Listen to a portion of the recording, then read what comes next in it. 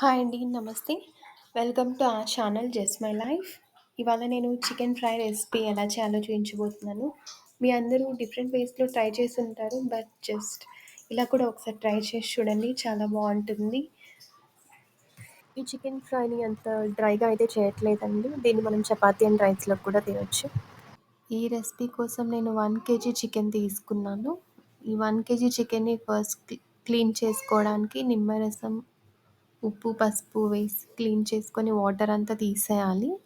తర్వాత అందులో కొద్దిగా ఉప్పు, పసుపు, కారం, అల్లం వెల్లుల్లి పేస్ట్ కూడా యాడ్ చేసుకోవచ్చు.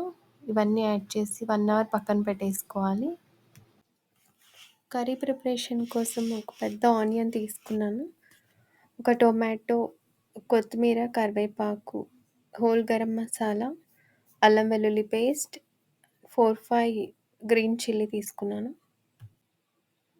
నెక్స్ట్ ఒక నాన్ స్టిక్ పాన్ తీసుకొని పాన్ కొద్దిగా హీట్ అయ్యాక అందులో 3 టేబుల్ స్పూన్స్ ఆయిల్ వేసుకోవాలి. ఆయిల్ కొద్దిగా హీట్ అయిన తర్వాత సన్నగా చాప్ చేసి పెట్టుకున్న ఆనియన్స్‌ని అందులో వేసుకొని కొద్దిగా ఫ్రై అయిన తర్వాత అందులో కరివేపాకు కూడా వేసుకోవాలి. రెండిటిని కొద్దిగా ఫ్రై చేసిన తర్వాత పచ్చిమిర్చి కూడా వేసి ఒక 1 మినిట్ అలా ఫ్రై చేసిన తర్వాత ఇందులో 1 అవర్ బ్యాక్ మ్యారినేట్ చేసి పెట్టుకున్న చికెన్‌ని కూడా వేయాలి. ఈ మ్యారినేట్ చేసి పెట్టిన చికెన్‌లో నేను సాల్ట్, పసుపు అండ్ కారం వేశాను. సో, మనం కారం వేసుకునేటప్పుడు చూసి అడ్జస్ట్ చేసుకొని వేసుకోవాలి.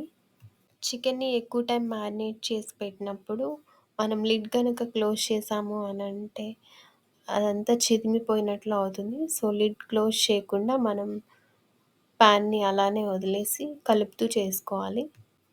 ఈ 1 కేజీ క్వాంటిటీ ఆఫ్ చికెన్‌కి నేను 2 టేబుల్ స్పూన్స్ ఆఫ్ అల్లం వెల్లుల్లి పేస్ట్ తీసుకున్నాను. అల్లం వెల్లుల్లి పేస్ట్ కూడా చికెన్‌లో వేసేసి జస్ట్ అలా ఫ్రై చేసుకున్నాక ఒక 5 మినిట్స్ అలానే వదిలేసేయాలి. నెక్స్ట్ ఇందులోంచి కొద్దిగా వాటర్ అనేవి బయటకొస్తాయి. ఈ టైంలో మనం ఇందులో టొమాటోస్ కూడా వేసేయాలి. టొమాటోస్ మగ్గిన తర్వాత ఆల్మోస్ట్ 7-10 మినిట్స్‌కి ఈ చికెన్‌లోంచి మనకు కొద్దిగా ఆయిల్ అనేది బయటకొస్తుంది.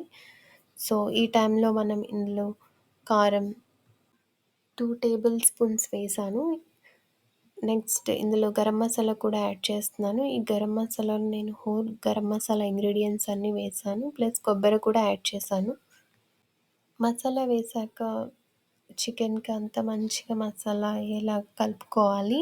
ఈ టైంలో మసాలా పాన్‌కి కూడా అంటుకుంటుంది. సో, జాగ్రత్తగా దీన్ని కలుపుకుంటూ ఉండాలి.